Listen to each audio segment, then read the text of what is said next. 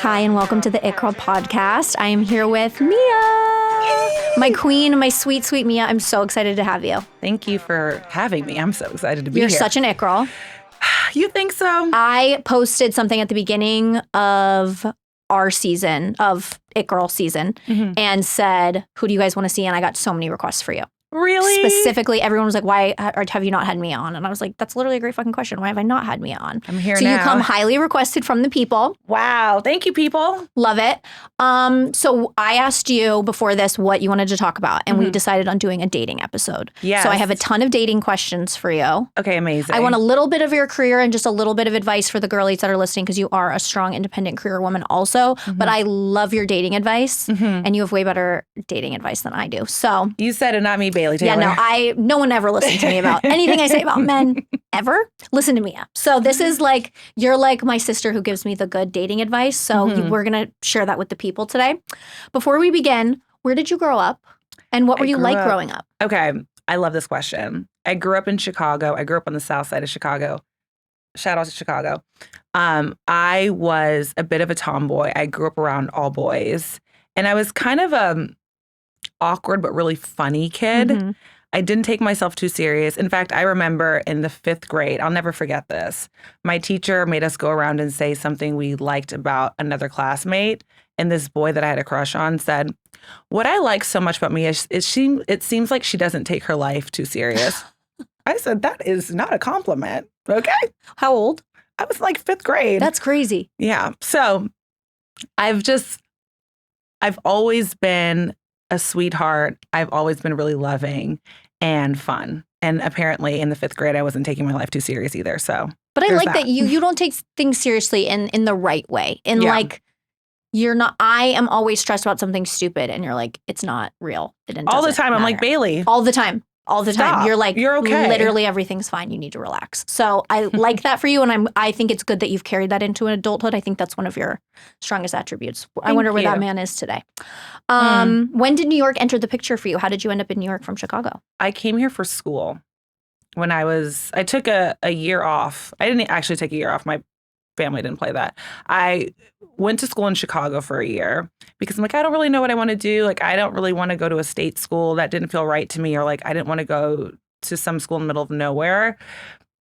But then I came to New York when I was 18 years old because I met my best friend, Teresa, in an elevator. Love. You know, I talk to everybody. I was going to say, Mia can make a friend anywhere. Okay, so I met my best friend in an elevator. She was from New York.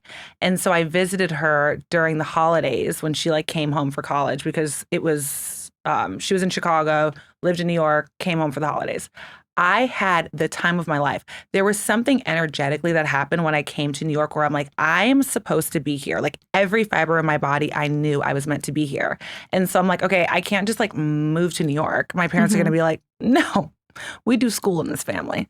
So I'm like, I have to go to college. So I went to St. John's, graduated, and then I'm like, I'm not moving back. This is my home, and I've been here ever since. I feel like that's the thing with New York is like when it clicks and you come here and it's magic, you have to stay. You have to. It was the same thing for me. I didn't know one human being. I moved within 2 weeks of saying I was going to move. I sold all my stuff, my furniture. I was like, whatever it doesn't sell, we'll leave it. I was like, I'm connected to New York and I need to be there. I could feel it. Yeah, and that's a big deal because not everyone, there's a lot of people who do not like New York at all. Typically people who love LA. They're like, I don't understand how you could live here. This is just not it.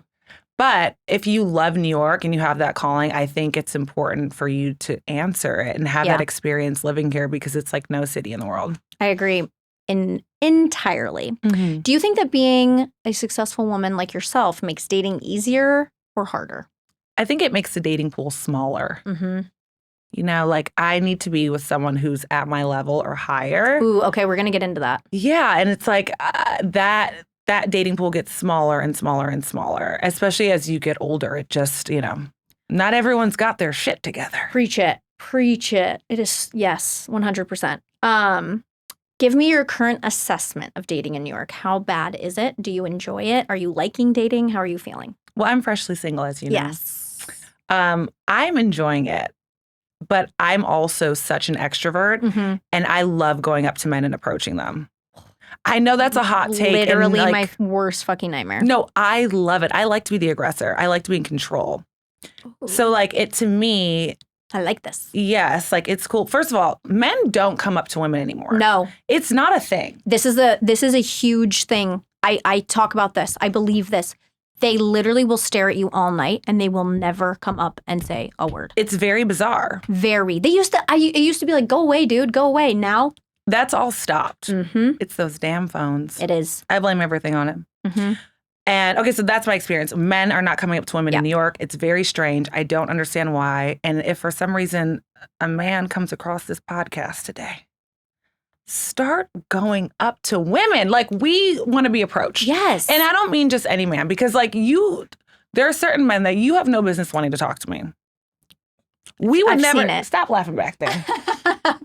I've seen it with my own two eyes. I've seen men come up to you and I'm like, sir, It's never gonna work. Like you cannot handle this woman. no. Who do you think you are? No. But if you know that you could do something with this, come Yeah. up to me. If not, don't. Don't waste your time. Yep. But I do think, just in general, men need to start approaching women more. No, I agree. And it's fucking Hinge and all of it. It's like they're like, I could just text a girl on my phone. I know she'll answer me. I know Or I it'll could be just easy. swipe. Yeah. It's they don't want to.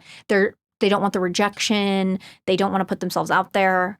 But I also don't want to put myself out there. So it's like, you got to come up to me, dude. Bailey, we need to try this. I know. You and I. I know. I Like, really do think we need to double date. we need to go on a double date, or you and I just go on a date with each other, and then we can approach men, and I can show you like what I do when I go up to love men. the way you treat men. I've seen it and it's fantastic. And I'm always like, hee, hee, hee, hee. I'm like, I could never do that. And I love it. You're literally like, you're a bitch.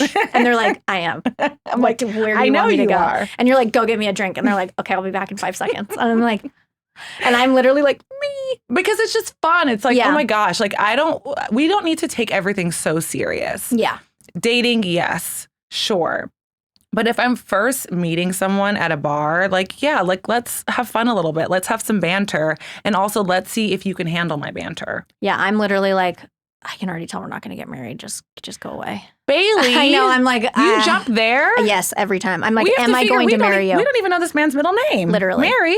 I know. That's what I do. I'm literally Oh. like, are you my husband? Can I see myself marrying you? And then I'm like, no. Okay, just get out of here. What is uniquely terrible about dating in New York City? Uniquely terrible about dating in New York City. A lot of people say it's that men have so many options, Yeah. but I feel like men have but options they everywhere. have options everywhere. Like you can date globally now. You don't have to. You're not stuck in. You can date. Let me think about that. Yeah. What is uniquely terrible about dating? Here's what I'll say. I'm freshly single, Mhm.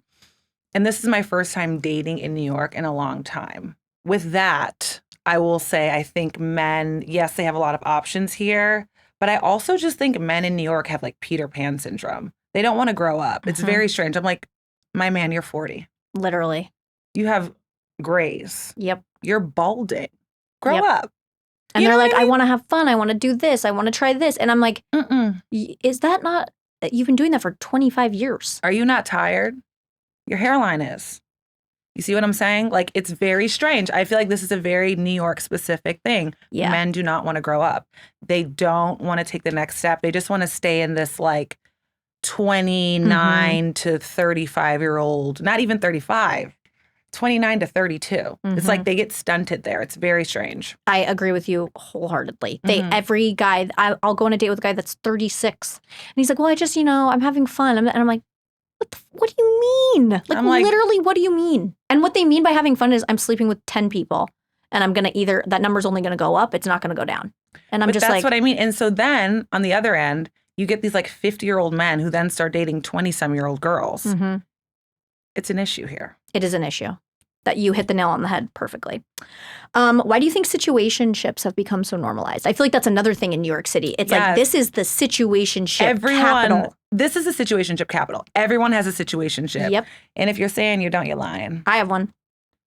We all have We one. all have one. Okay. Where it's like, I don't really know what we're doing here. Because I think we still have this desire as humans to be touched, to be desired, to be, in a way, just told sweet nothings to. Yeah. But we don't want to commit because once again, you have the man who thinks he's 29 and you have the women who have been disrespected by those 29-year-old mentally men and who have strung them along for years. Yep. Those are my thoughts. And I feel like they have I truly feel the men in New York have conditioned us Mhm. where we're all blinded. I'm like, we're all being tricked into these situationships Mhm. because they're like, no, this is what everyone's doing. Like, this is the norm. Like, this is good. This is commitment. This is a form of a relationship, but it's not At all. at all. That's why you kind of have to start treating these men like they treat you. Yeah. Which I'm not good at, but you're better at that. Like, 'cause it's like,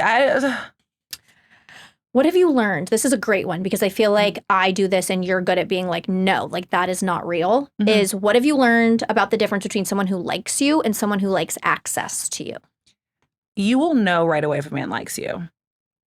You just will. Mm-hmm. You will never have to question if that man likes you, if he really likes you. Mm-hmm. The moment you have to say, well, he didn't call me, or he's watching my story and not texting me and not saying he doesn't like you. Mm-hmm. Oh. Do you remember that movie in the 2000s, He's Just Not That Into You? I think every woman needs to rewatch that movie that's in New York or wherever. Like, rewatch that movie. That man, and I hate to give him credit, was saying real things. Yeah. A man, if he's interested in you, there will be no questions. Mm-hmm. You'll just know. I've had both ends of the spectrum of that, where I'm like, oh my God, like, is he gonna? No, he's not gonna. What do you do when you feel that way? When you're like, at what point are you like, okay, he clearly just likes access to me. Mm-hmm. I have to be done. How do you know that you're over it? That's a great question. I've let that go on for a long time. I will say in my past, I would let it go on for a long time. A long time. Now, I feel like because of my age and just my experience, if I have an ounce or some feeling that a man is like kind of being weird, I nip it in the bud really quick. Do you say anything or you just Absolutely. disappear? Okay, you say, I don't like the way you're treating me. No, this isn't working. Okay. I think you're great. That's it. That's it. Love. Like, I don't owe you that many words. Yeah, that's totally fair. I do feel like every time you give energy to it, you grow it even more. And it's like, why? It's just not necessary. Yeah. But I also believe that, like, not everyone is your person. Yes. And I think for so long, would be like, this is my person. This is my person.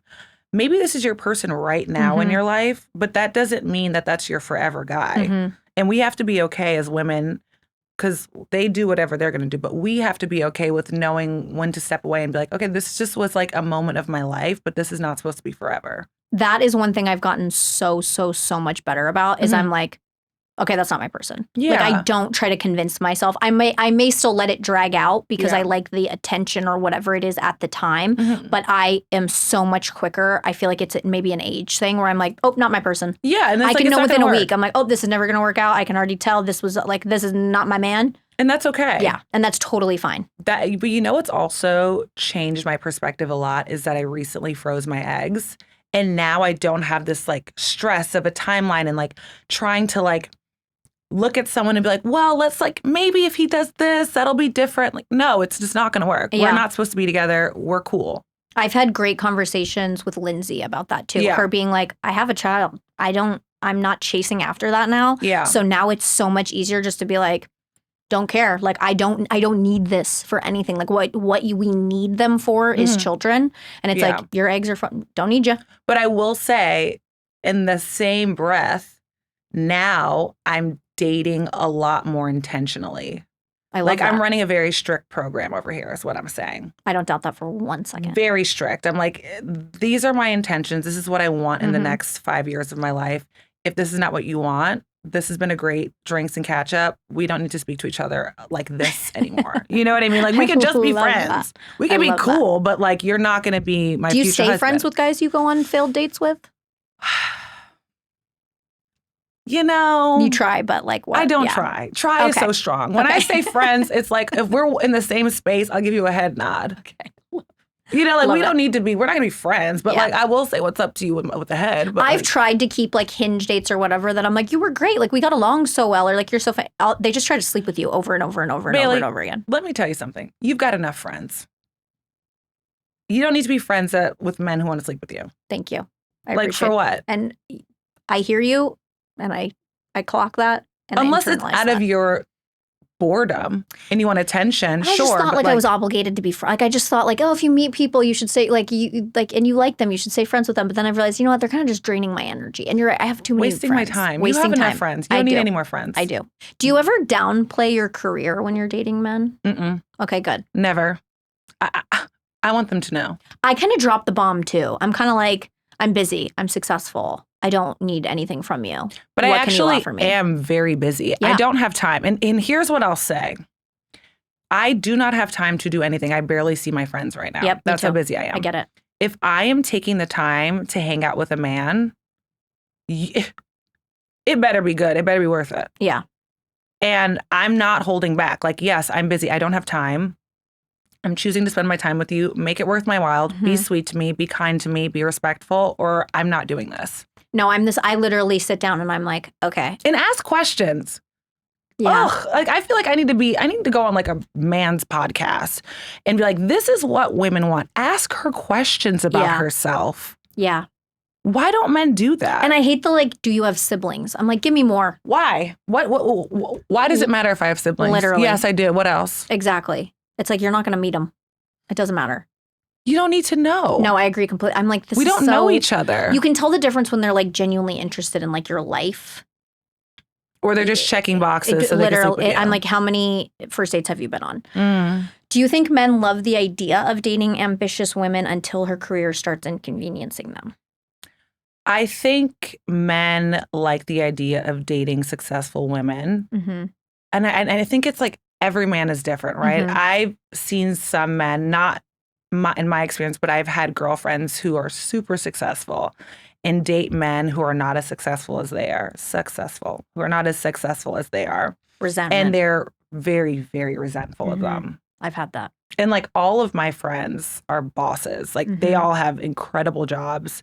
They're brilliant. They're fabulous. And they have such a hard time dating because they don't go up to men. Mm-hmm. And men see them and they're intimidated by them. Mm-hmm. And they just feel like when they're dating guys, men see them, they see how successful they are. Like I have one friend, she is beautiful. She's brilliant. She's smart. She's funny. Beautiful teeth. I'm a teeth girl. She's always traveling. She works for Apple, but obviously on the corporate side. Mm-hmm. And I'm like, how are you not engaged? Mm-hmm. And she's like, me and men don't approach me. I don't have time. And I think they're intimidated by me. That's a shame. Mm-hmm. I remember I was like, it was my freshman year of high school, and a boy told me for the first time I was intimidating because it was like a dance, and I was like, and the guys had to ask the girls, and he was Sadie like, Hawkins? and it was something like, well, Sadie Hawkins, I think this is when the girls ask, but I don't remember what Tolo. It was called Tolo. I don't remember what that stands for. And he was like, you're intimidating, and I was like, I'm fucking 14. What the hell is intimidating about me? And it stuck with me through my whole life, and I find that it's either guys say they like that you're successful because what appeals to them is that they don't have to pay for you, and it's really attractive that like you have your own money. But then when it comes down to it, I don't think they really like it. When it comes down to it, I think it emasculates the bar them. is in hell. No, the bar is in hell. And I was just with a girlfriend. This was about a year ago. Just as strong. And she was telling me she had gone on a date with a Hinge guy. And they split everything. And she's like, I felt obligated. I'm like, why? No, I won't do that. You spend all your time getting ready, doing your hair, doing your makeup, and you feel like you owe this man to pay for half of your... Why? Men think they're the prize. Oh! It's really true. Don't make me throw up. Someone has told them too many times. I swear. Every day I'm like, you think you are like a catch for some reason.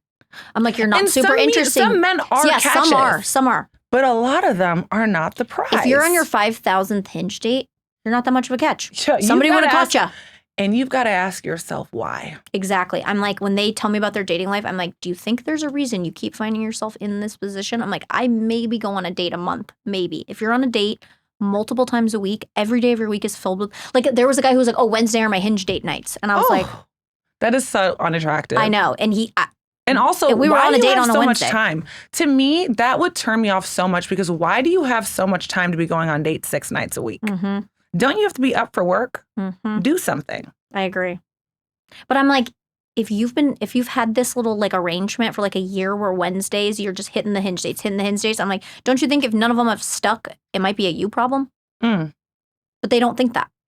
They just think that 200 women aren't good enough. And I'm just like, that is not the case. And mind you, those same men on the hot scale. This guy was like a 6.5. 6.5, personality's probably at a 4. Yeah.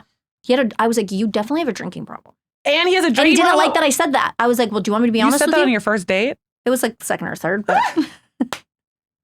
You definitely have a drinking problem. I was like, well, you definitely have a drinking problem. I was like, it doesn't bother me per se, but like, you definitely do have a drinking problem.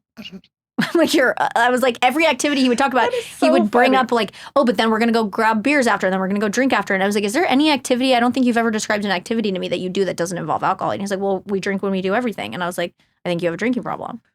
And he did say that his therapist said the same thing. But then he told me he wanted to have sex with his therapist. And I was like, you shouldn't have a hot woman therapist. There's a lot of undiagnosed people out here. Yeah. You know? Yep. So that man is still on his Wednesday hinge nights with his drinking problem. Bless him. True. And he drank 2 bottles of wine. I wasn't drinking on the date.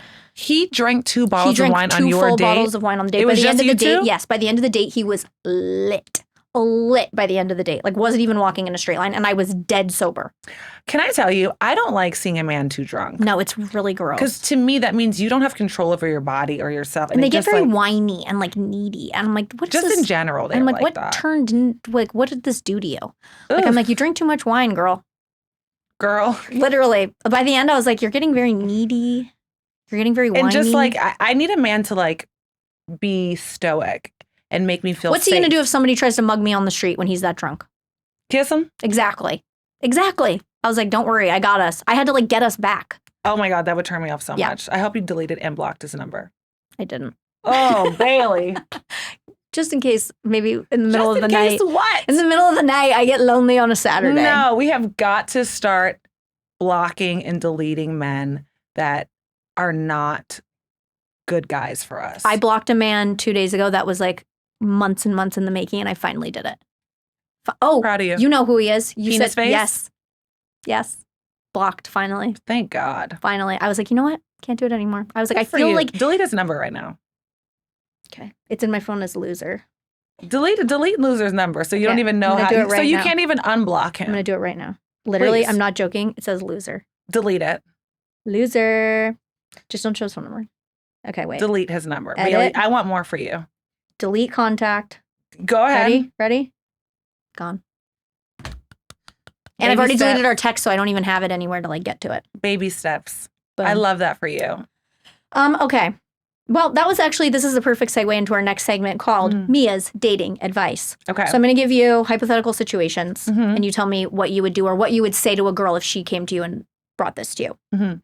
So a girl says to you, Mia, he says he doesn't want a relationship, but he acts like my boyfriend. What do you tell her? Okay, and stop hanging out with him. No go. Even Like, if no. he's dragging her along. He's wasting your time. One thing about men is they will waste your time. And I don't want to say good years because as women, our whole life should be our good years. Mhm. But men will waste your time and won't even think about it. They don't think anything of it. Yeah. Leave him expeditiously. Oh, love it. He only texts you after 10 p.m. What do you want from that man is the question. Yeah. If you just want to have like fun with him, great. Don't text me before 10 p.m. I don't want to see you before 10 p.m. But if you want something more from him, leave him alone. This is not your guy. He's not taking you serious. I'm gonna have to do like a call-in section of every episode where we get Girl. Mia's advice. I'm gonna be like, okay, now we're back to Mia, and then Back you're to me. gonna. I'll be on the phone like, okay, girl, go ahead. Next question. He says he's bad at texting. He's lying. He's lying. Men are good at things they want to be good at. If a man wants you, he will text you. I agree. Stop waiting around for these men and having them drag you along. Yeah. Just because that man is not your person doesn't mean that there's not another man around the corner that's going to treat you like a princess. And we are doing princess treatment. Mm-hmm. I also, the bad texting thing, I'm like, well, then you better be a good FaceTimer. It's like, where are you good at communication? Bailey. If you say, I want to call you instead of text you, fine, call me 6 times a day. But there needs to be, it needs Please to be don't somewhere call me else. 6 times a day. I I'm like working. a long chat. Oh my gosh. Don't call me 6 times a day. That would drive me insane. I like to be called. 6 times a day, Bailey? If we're in love, No. I like it. Absolutely not. I mean, I'm not going to sit on the phone with you all day, but like I'll say, oh, how are you? How's your day going? Okay, call me later. I love it. And then he calls you in 30 minutes? I like it. Bailey. I love it. All right, go ahead. Keep going. Okay. They've been seeing each other for 3 months and she still hasn't met his friends. That's strange. I hate meeting guys' friends. Me too, because they're not fun. They're not fun and they're never going to like you because you're taking their friend away in their head. So it's like you're just the girl who's taking their friend away. They're also just not that interesting. And like, what happens if I then go find the man in the friend group? I'm like, I'd rather be with your friend. And it's like, oh my God, you guys played rugby together in college. Yeah. Oh, that's so interesting. Oh, you guys went to high school together. Cool. Oh, you're on the same lacrosse team, isn't it? And you guys still hang out every Monday. That's so cool. But I do think it's good for women to meet men's friends because you see where your man is in the pecking order. Mm-hmm. It's important to see how his male friends talk to him. Mm-hmm. I have dated a guy and then I saw him around his friends. I was like, he's the bitch. He's the bitch. I have had that happen to me. And like, you will get the ick. It did give me the ick.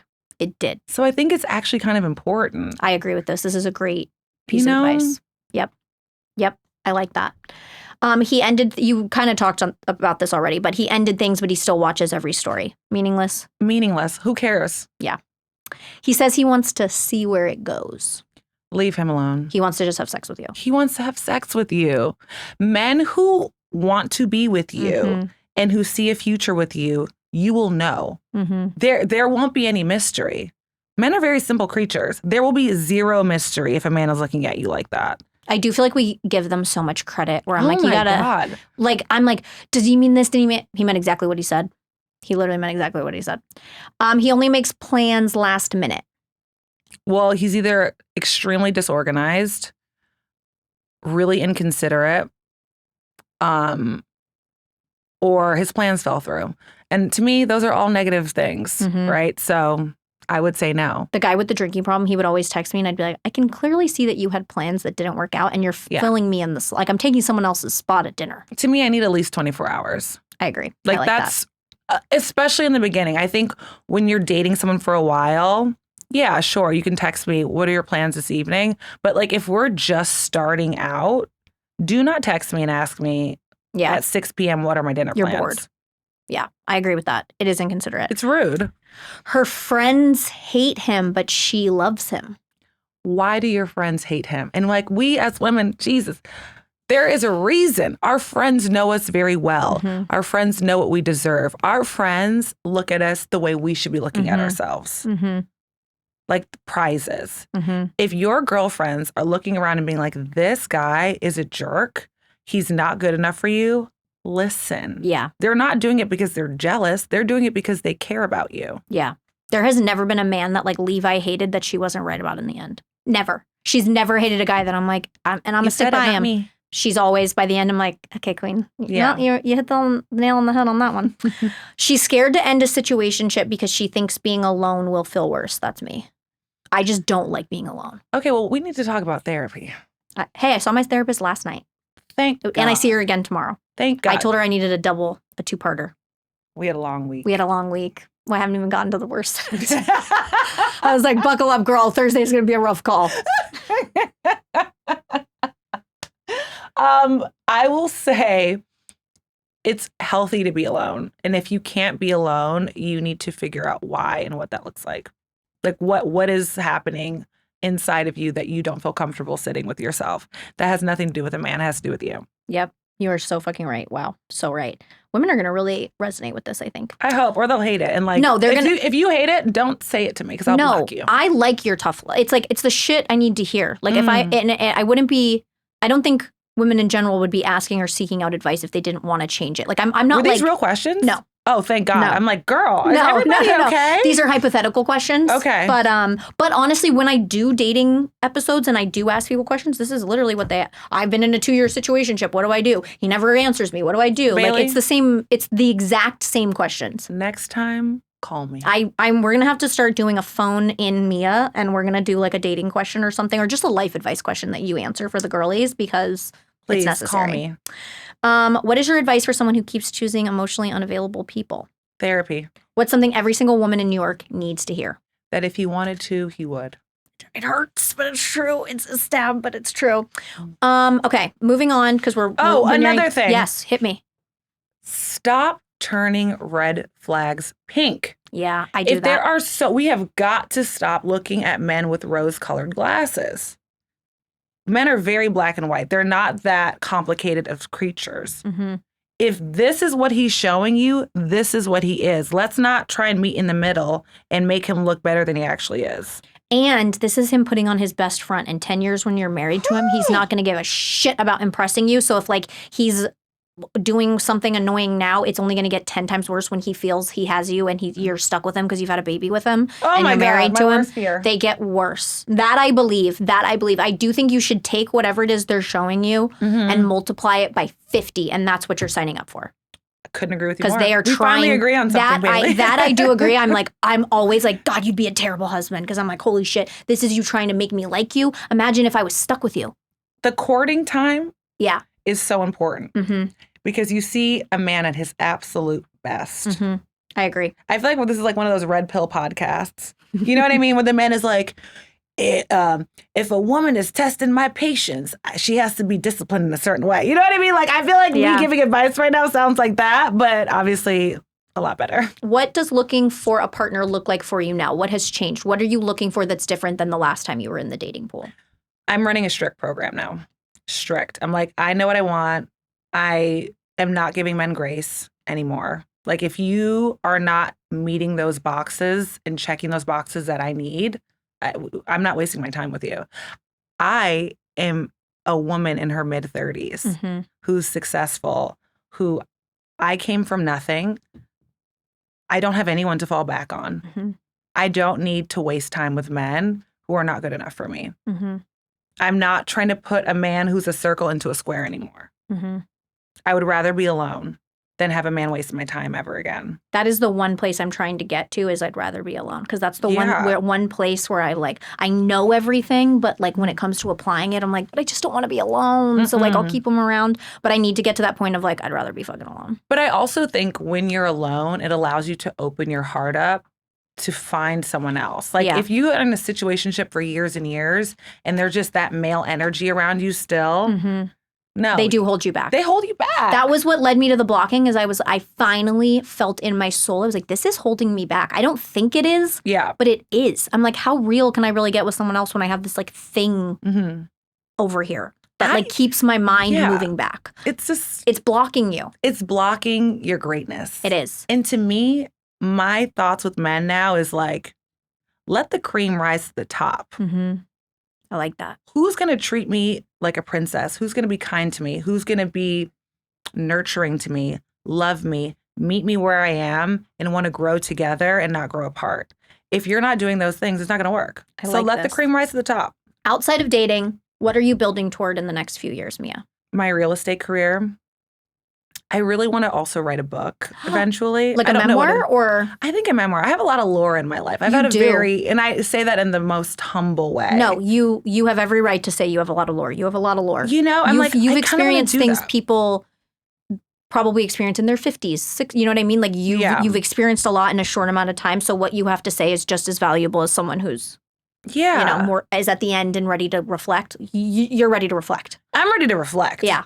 And I think to me, and when I think of like short-term goals in the next 2 years, like, of course, real estate is always going to be there, but I would really love to write a book. I would love to read your book. Oh, I really would. You. I really would. You do. You give the best advice and you're like the best friend and like person to have in your corner. So I feel like your book would just be like homey and warm and like a safe place. And I think Thank you. we need more memoirs like that. It doesn't have to be.